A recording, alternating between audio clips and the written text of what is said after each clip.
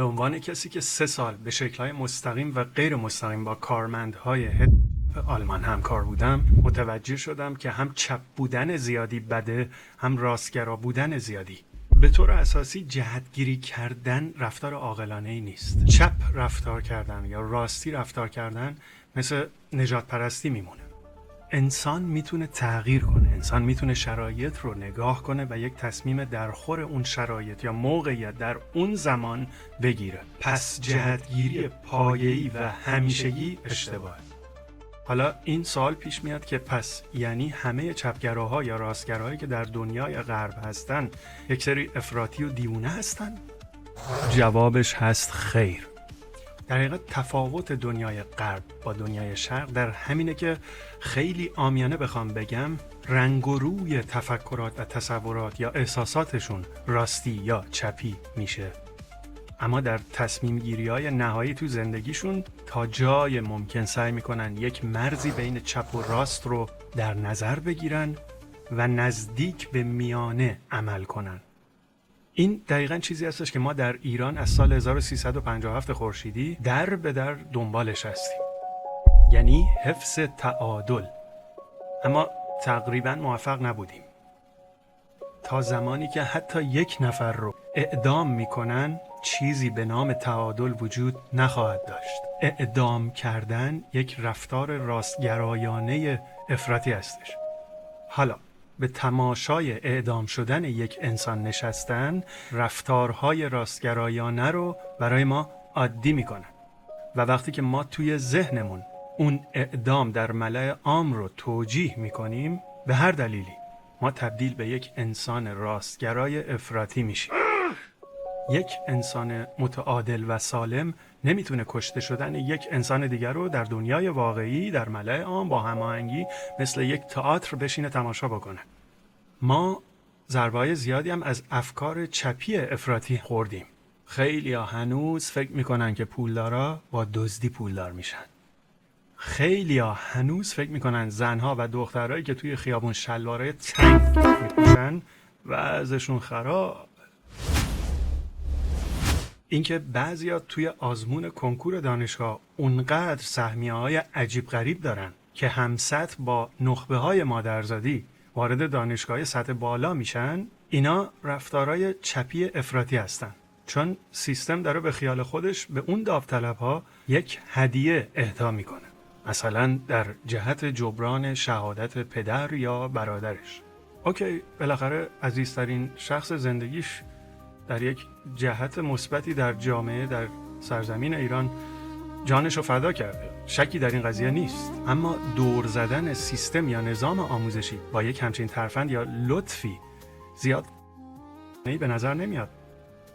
حالا وقتی به غرب نگاه میکنیم این رفتارهای چپی یه مقداری کنترل شده تر هستن.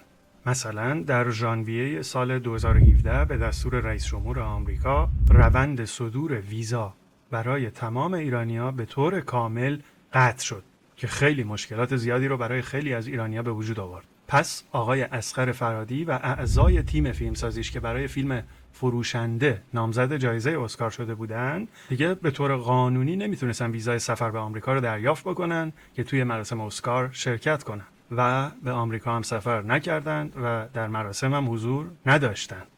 به همین خاطر خیلی نشونه‌ها وجود داره که برنده شدن فیلم فروشنده در مراسم اسکار 2017 که خود اصغر فرهادی توی مراسم حضور نداشت یک تصمیم اعتراضی به سیاست‌های راستگرایانه دونالد ترامپ در سال 2017 جهت عدم صدور ویزا برای ایرانی‌ها بود. خیلیا تصمیم گیری و اعطای جایزه اسکار به فیلم جدایی نادر از سیمین در چند سال قبل رو هم مشابه به فیلم فروشنده یک جور تصمیم اعتراضی و اجتماعی میدونن. این مدل تصمیم گیری ها چپی هستن، یعنی نادیده گرفتن پایه و اساس اون برنامه و استفاده ابزاری از هدف اون برنامه جهت اعتراض به ستم موجود.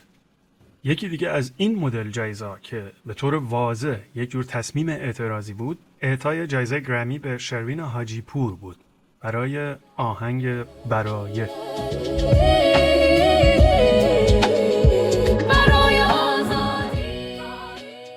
حتی همسر رئیس جمهور وقت که از حزب دموکرات بود روی استیج اومد و جایزه رو معرفی و اهدا کرد.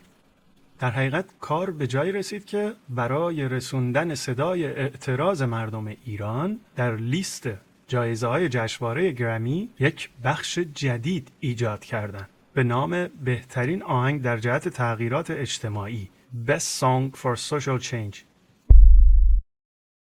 در حقیقت نه همه اما درصد زیادی از شخصیت‌ها در دنیای هالیوود جهتگیری چپی و مایل به حزب دموکرات‌ها دارند، مثل مریل استریپ، رابرت دنیرو،